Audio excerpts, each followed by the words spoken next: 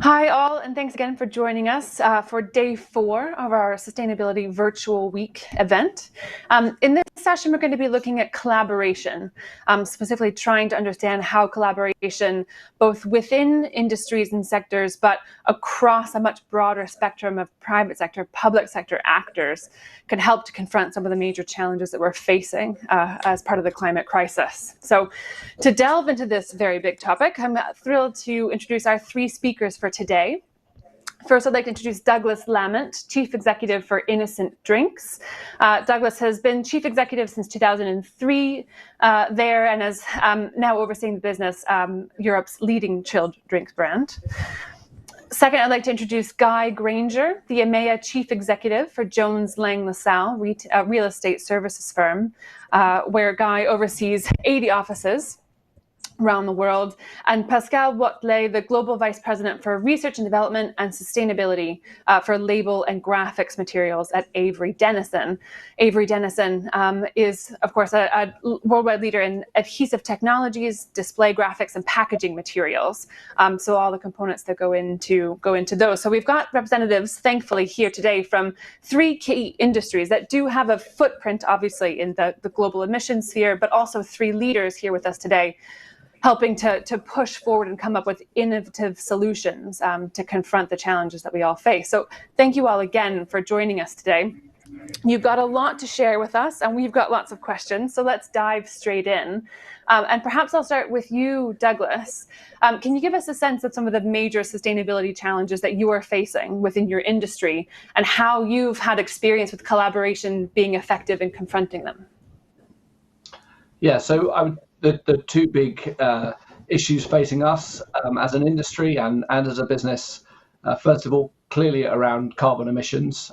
We have a large agricultural footprint around the world sourcing fruit, but also a supply chain, right across Europe and now in Asia, moving product, the logistics components of those things. So that's one element of our challenge. And the other element is plastics as well, in terms of recyclability of plastics. From a business point of view, our purpose is to help people and the planet live well and die old. And clearly, right from the beginning of the business, we've thought about those challenges and always looked to think about how we minimize those impacts right across our supply chain. So we've been working on this for a very long time. But as ever, sustainability is a journey. There's never a destination. It's always about continually pushing forward and making progress. And obviously, the topic, thank goodness, is now very front of mind for a global audience, and that really helps in terms of partnership and collaboration, because you have more actors willing to come to the table and build on some of the work that we've done and continue to make progress, whether that's with governments through recycling plastics, DRS systems, or whether that's with our partners in the agricultural supply chain. Let's start with the supply chain, so the upstream, if you will. Talk to us a little bit about some of the collaborative approaches you've taken to getting the supplies you need to feed into your drinks.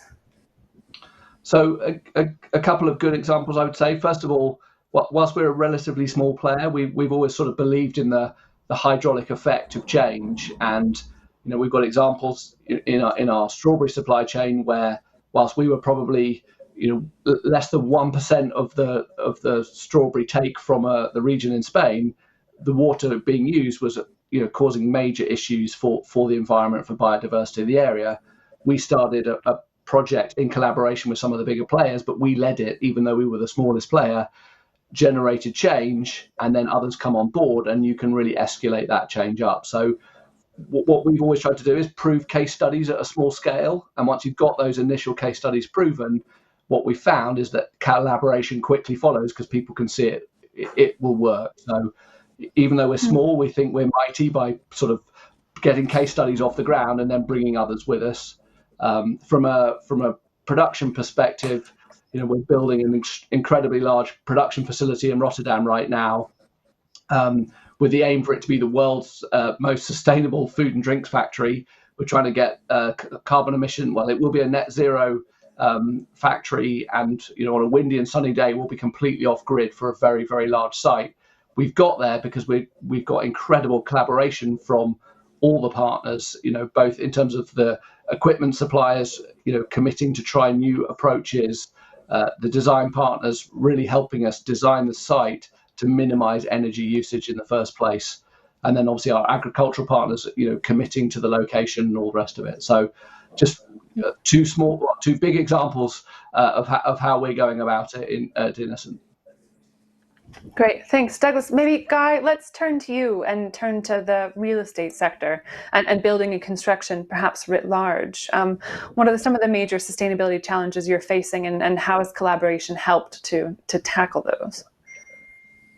Well, it's probably one of the big sort of unsaid truths out there that 40%, or in some places more than that, of carbon emissions come from the built environment, mostly from the buildings. Now, whilst a lot of those are residential buildings, a lot are the buildings that make up our cities, the offices, the workplaces, the factories, which Douglas talked about. And for a long time, people have been focused on energy source in terms of, where's your energy coming from? Is it coming from a renewable energy or another form of environmentally friendly energy? But actually, not enough attention, we believe, has been focused on the embedded carbon in buildings, but also buildings in use, once they're in use, and the amount of waste that comes from buildings.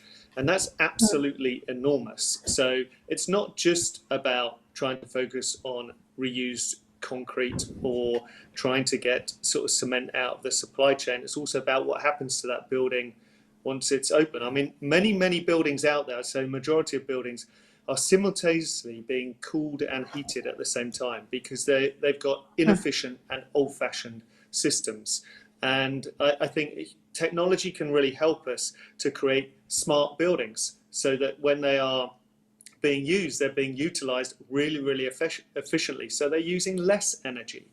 And I think we've got a huge journey to go on. And as everyone around the world tries to reimagine their workplace and reimagine the way of working, so there's a great opportunity actually to embed best practice within the built environment. And honestly, it's an open goal because not much has been done yet. And sorry, so how do you think? Yeah, go ahead, Douglas. Just to build on that point from Guy, one of I was talking about the new facility we're building. One of the key pieces of equipment we're putting in is a heat exchanger. So between the chilled warehouse that we need and the pasteurizer, we're effectively moving hot and cold around rather than creating new energy requirement for both hot and cold. So that's a good example of exactly what Guy was talking about in terms of how you can think about the design of the building in a very different way, going forward, and hopefully, a good example that we can then share with our competitors about how we've achieved that. Yeah, that's exactly the point that you mentioned, actually, that interests me is how to share those learnings and be able to kind of quickly scale them up, given obviously that speed and efficiency in terms of meeting climate goals is probably our most important challenge. Guy, again, looking at the real estate sector, how do you think you've seen successful examples of collaboration in sharing best practices, or if that even is the best kind of example of collaboration, something else that jumps out to you that's been a multiplier? Well, fortunately, there are some brilliant examples of best practice. I think Northern Europe, particularly in the Nordics, the Netherlands, have come out with some fantastic examples of the built environment being well thought through, well designed, extremely sort of attractive places to be as people. That's ultimately they've got to be really attractive places to spend time, whether you're sort of working or living there.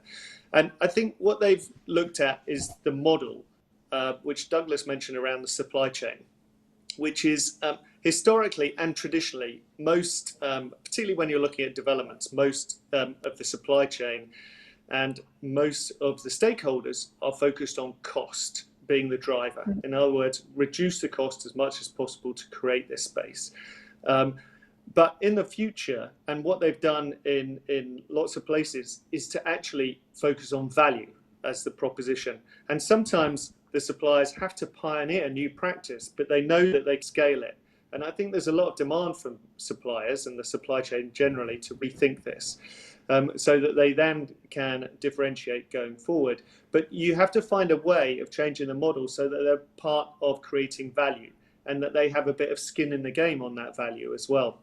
And there's a great example in Amsterdam, actually, a development called Park 2020, when most of the supply chain and the construction company actually ended up taking some form of equity in the project, so that they definitely had to invest time, they had to innovate. And the whole purpose of Park 2020 was to create a 100% circular cradle to cradle development, so that it was zero waste.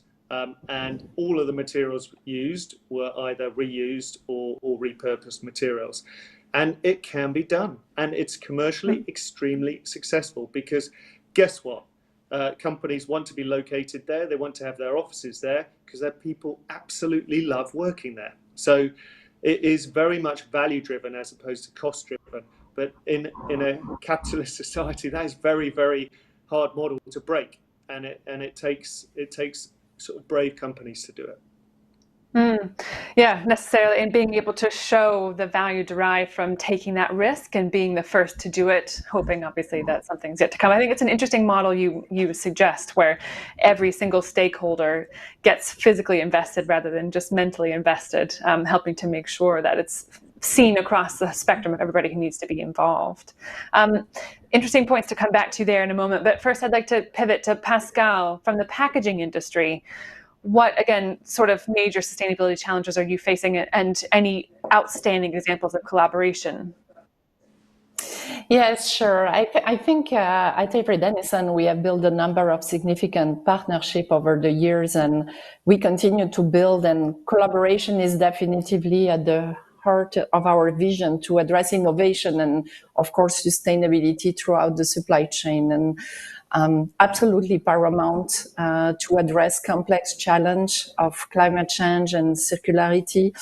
And we see as well as an opportunity to create new opportunities, not just to address challenge.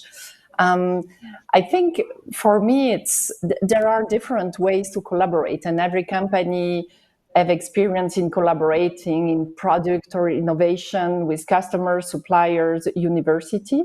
But when it comes to sustainability, we have seen definitively a shift in the way we collaborate, and it takes a different dimension, exactly what you said, because suddenly it becomes much more cross-sector.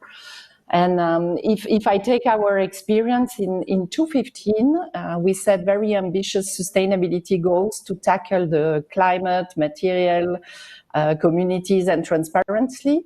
And very quickly, we realized, a bit like Douglas, that suppliers are very key in achieving our goals. So we looked at upstream, and we partnered at the time with EcoVadis to operate a collaborative dashboard, selecting supplier base.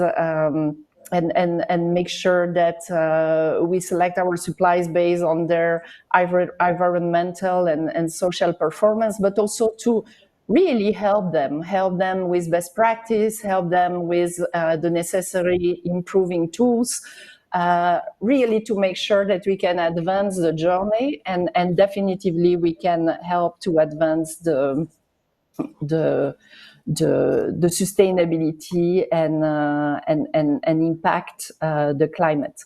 But more recently, to your question, I think it took a further step and important attention in particular, and probably Douglas that is in this industry as well, but in particular in labeling and packaging industry.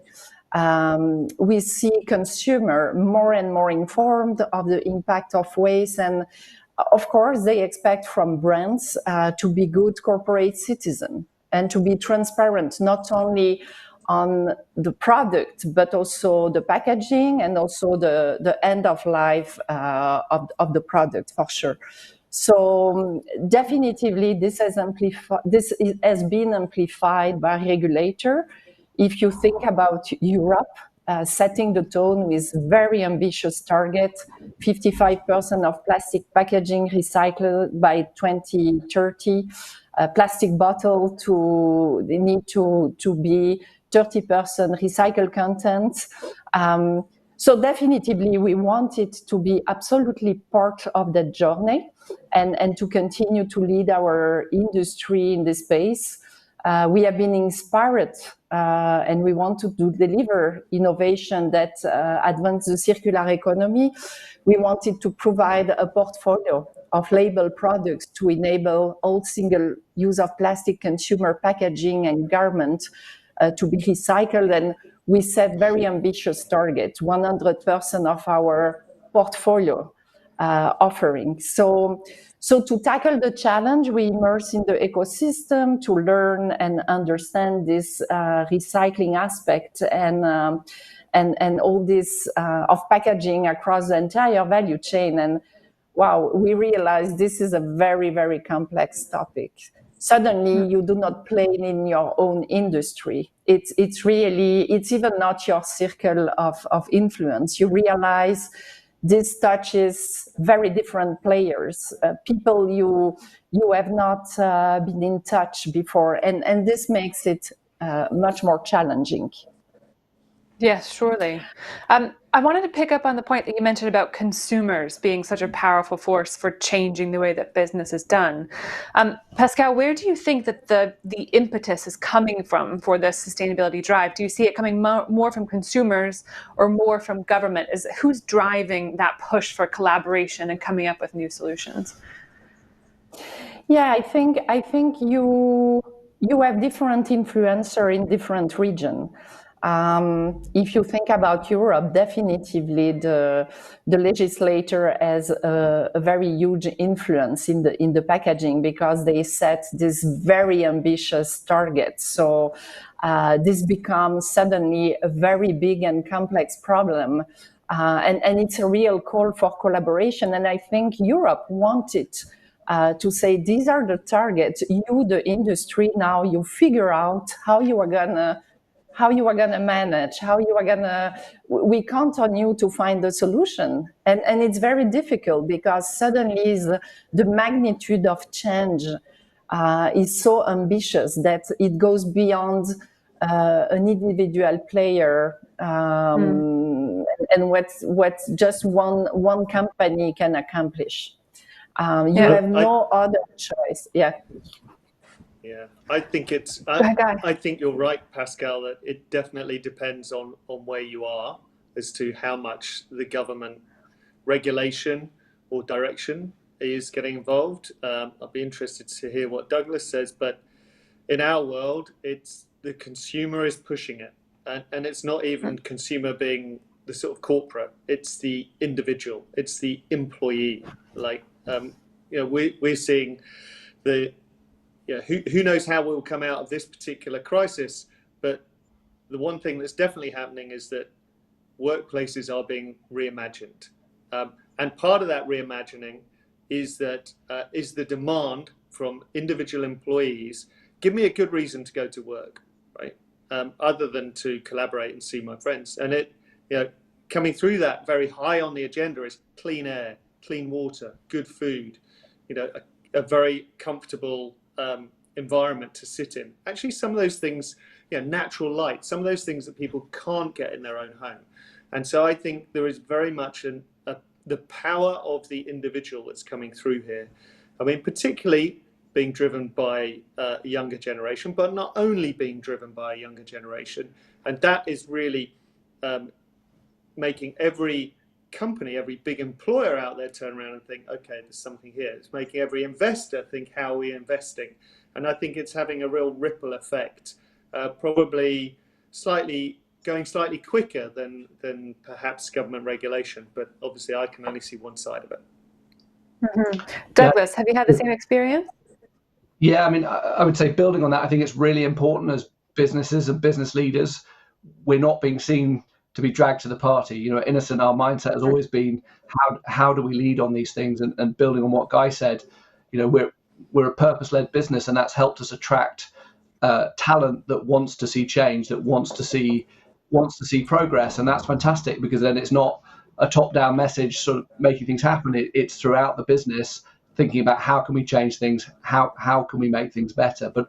But also, as you know, COVID's shown what a fragile and interconnected world that we're living in. And ultimately, the good news is, as Guy outlined, the push is now coming from all directions. So whether it's government regulation, which is important to undo some of the structural challenges that we have, business leaders really stepping up to the plate, but also consumers and employees pushing it. And I'm with Guy that employees these days have a lot more power than they realize, and I encourage them to use their voice within their companies to drive change where they're not seeing that from their leaders. And we're part of a movement of company called B Corps, which is with about 3,500 B Corps around the world who are leading in how we balance people, profit, and planet, and getting that new model right, that new sort of sustainable capitalism model right, is going to be absolutely vital, as we drive forward as leaders throughout the world. Because if business seem to be dragged, it's not right. We need to shift that image of business leaders as people on the forefront of this change that's coming.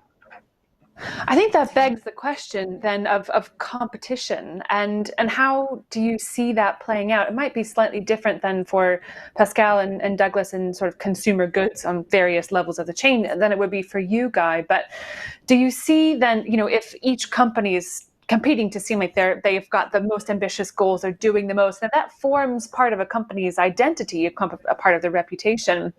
Do you see like a fundamental disconnect between the drive for sustainability and the willingness and value of a collaborative approach, sharing secrets, if you will? Or is that something you're not worried about? I'm definitely worried about it. Yeah. Start with Guy, and then maybe worried about it, because the competition side of things does sometimes restrict sort of the sharing of innovation or best practice. I certainly think in terms of the development and repurposing of buildings, there's a lot of sharing of best practice going on now, so that there's no competitive advantage to keeping it secret. And I think that's really important going forward, because, to be fair, industries are only going to progress and make real difference in terms of climate if they do collaborate. And I think that is going to be important. The really interesting thing, and it doesn't matter whether you're a private company or a listed company, is that actually to do the things that we're suggesting on collaboration, you need to take a longer term perspective. And there is still too much of a short term perspective for a lot of companies, which drives the wrong type of behavior. I think, again, this crisis will do many things, and some of it will talk about the sustainability of business models and a longer term perspective on things. And I think that will be healthy for more collaboration to take place. Yeah. Douglas, did you have a point you wanted to make there? No, I totally agree. I think, collaboration has to be at the center of this. We strongly believe at Innocent that sustainability is a team sport. We're very committed to open source sharing all our learnings around sustainability. In this new facility, as I said, once it's up and running, not only will we share the stuff that's worked, we'll share the stuff that didn't work too, even to our closest competitors, because we are facing an environmental crisis, and if we don't all share together, we're just not collectively going to make enough progress. So me being good on my own is a pointless exercise. So we have to drive progress collectively. So for us, that's inherent in our DNA in terms of how we see it. Yeah, and I think collaboration has also many forms, and is not just about opening the books and giving your intellectual property to your competition. I think everybody needs to continue to stay relevant and lead their markets, and it's required for everyone to continue to have a very strong pipeline of innovation. But definitively, I agree, Douglas. You can play an important role by being a pioneer and by taking really by mobilizing your industry. I think being part of this collaboration is really how you play this catalyzing role for change, how you raise this expectation, how you foster more innovation, share best practice, but it's all about raising the bar of an industry and accelerate the pace and move and push forward the entire industry to reach much more ambitious goals that, again, you cannot achieve on your own. So speaking of best practices, as you said, Pascal, maybe we could do is use today's platform as an actual kind of live collaborative event for those who are watching and are thinking these questions themselves. So looking at best practices, can you mention any specific examples of where there's been an obstacle to collaboration, be it legal, regulatory, tax, or just normal business practice? Have you come up against an obstacle or something that didn't work? Yeah, I think that I'm thinking about many. I mean, when we think about collaboration and when we are all willing to collaborate and we are completely convinced this is the right thing to do, I would like to say is not.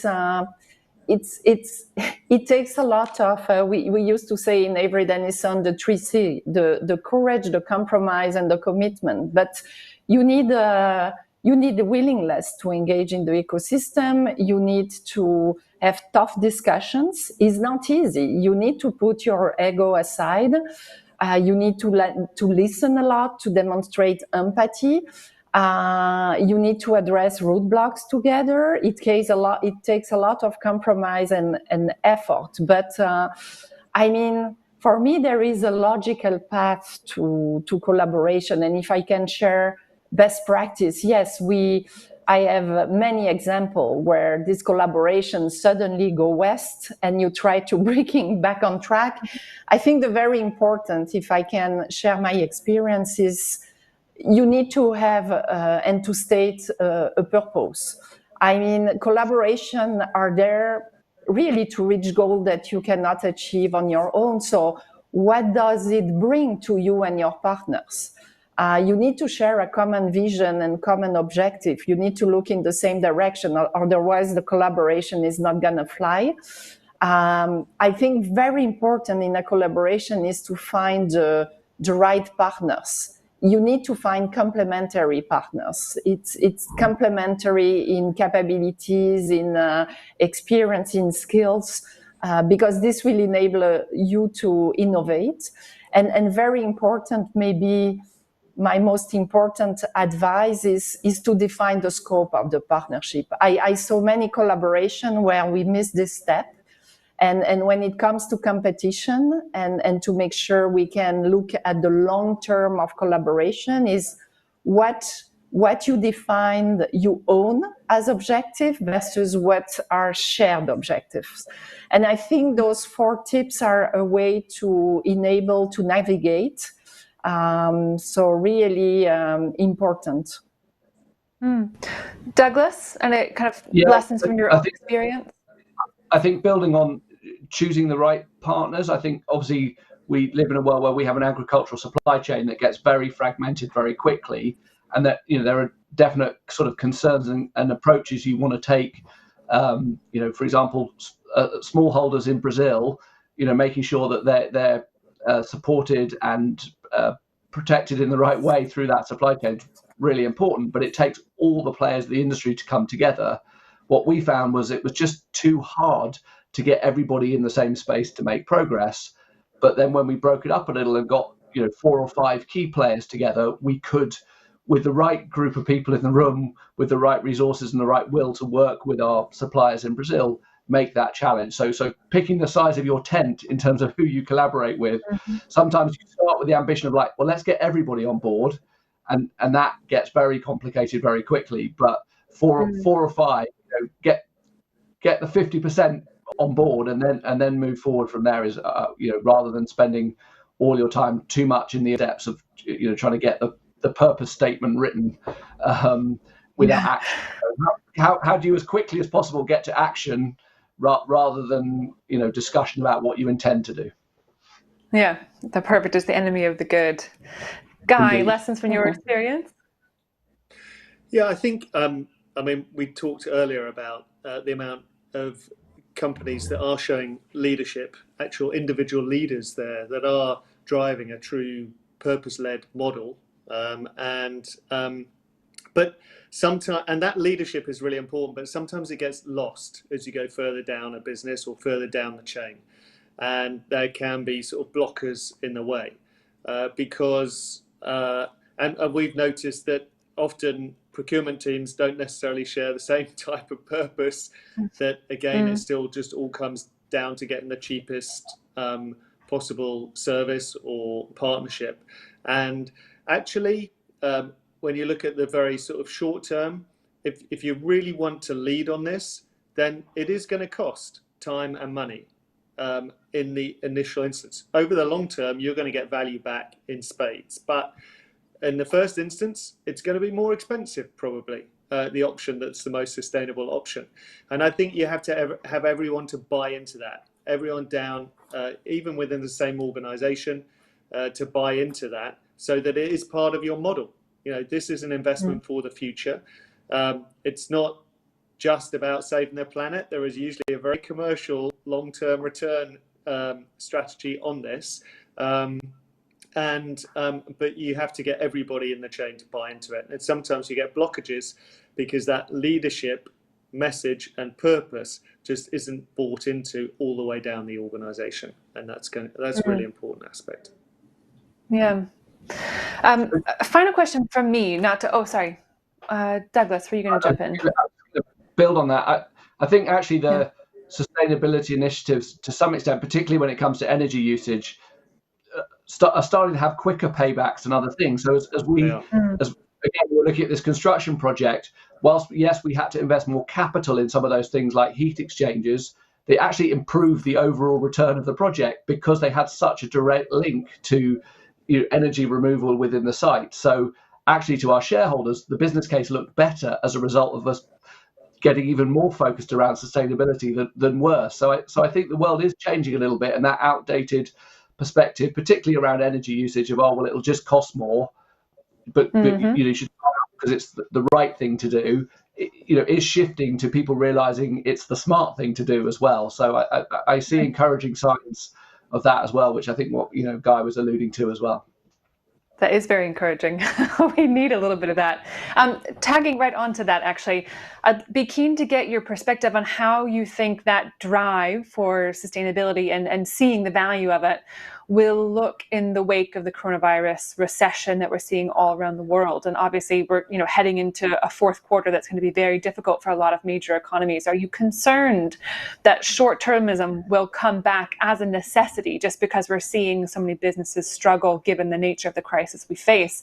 Do you see the coronavirus economic crisis being a setback, or if we can hope for the better, an accelerator towards encouraging collaboration on these areas? I don't mind going first on that. I think we did see that after the global financial crisis, because let's face it, we went into that with a lot of people talking a similar language, actually, and it definitely took a step back. I think it will be different this time because there's a lot more capital in the system. And that capital is looking for a home which very much has the sustainability agenda, not just at the heart of it, but at the very front of it. So I think that the ESG criteria that a lot of capital is putting in place, but also the big corporates in terms of the employee value proposition, I think the way that we reinvest will very much be in a sustainable way. So I am greatly encouraged that it will be different this time around. Good. That is encouraging. Gal, you feel the same way? Yeah. No, I absolutely agree. I think that when we think about the big and complex problem of recyclability for our packaging industry, we saw a small effect and some difficulty of the recyclers and infrastructure to get around the crisis. But in the long term, I think it's not gonna affect at all it's so the movement is there, is moving that direction. I fully agree. The investor and ESG are really contributing in making sure this remains very high in the agenda. And I have not seen any impact, in particular in the collaboration in which we are in setting guidelines for packaging. We are going full speed and trying to understand how we bring more technology to the recycling space, how we better design packaging with the brand owners, how we should design the raw materials to it. I have not seen any impact so far. I think it's gonna be in the long term is gonna evolve full speed. Yeah, and look, building on those 2 points, I'm an optimist about where we can go. Whilst coronavirus might have been a black swan event, what it's reminded everybody and put forefront in terms of investors' minds is that big crises do happen and they're damaging economically, and you have to factor them into your long-term returns. And we can all see a sustainability, an environmental crisis coming if we don't act now. And with investors on board, business leaders on board, government on board, and consumers and employees all now seemingly pushing in the right direction, I've only been having positive, more determined conversations with all those groups of people in the last 2 or 3 months about saying, come on, let's take this opportunity, let's move in the right direction. So I'm greatly encouraged by the conversation. Obviously, the logic of recessions starts to bite from this point in, so we will see, but I'm remaining optimistic that we can actually really set a new path forward, or an accelerated path forward from here in terms of dealing with the challenges in front of us. Yeah, that business case, if not previously made, is certainly made now. That's good. Yeah. Okay, thank you all very much for that little boost of confidence. We've got a couple of minutes left, so I want to pull in some of the questions from our audience members. First, kind of on a logistical, on the ground point of view, what do you think is the best way for startups with sustainability solutions to contact your organization and explore potential collaboration? So looking at it from the other side of the coin, for startups with kind of new and innovative ideas, how could they go about playing in a bigger space? So yes, so go ahead, Douglas. Pascal, and then moving around. So Pascal, very easy. We are a very highly connected organization, and my LinkedIn is popping every day. But we have definitively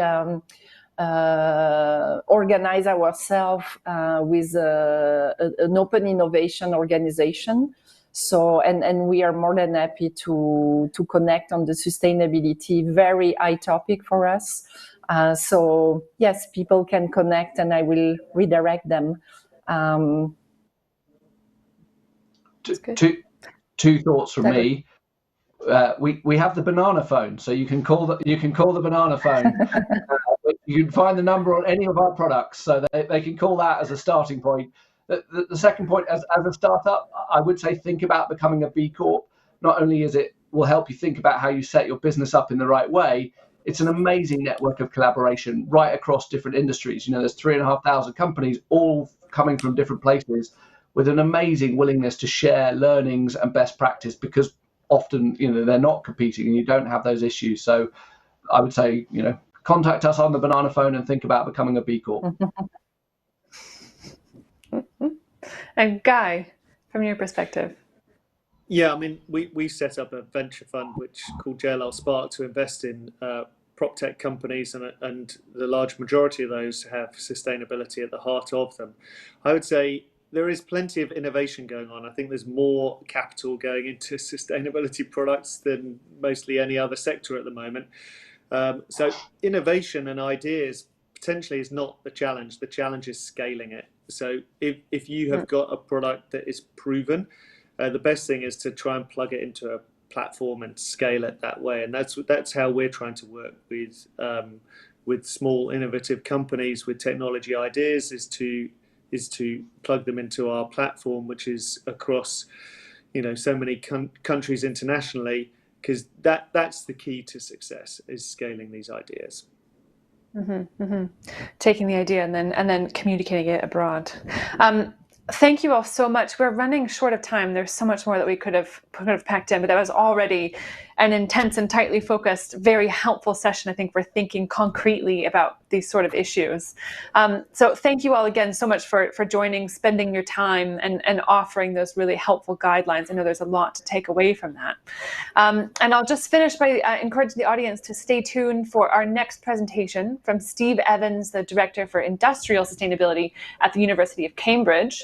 And Steve will be discussing what actions businesses can take with minimal investment to increase efficiency and improve performance. So more yet to come. But in the meantime, please do join me in thanking our speakers, Douglas, Guy, Pascal. Very helpful.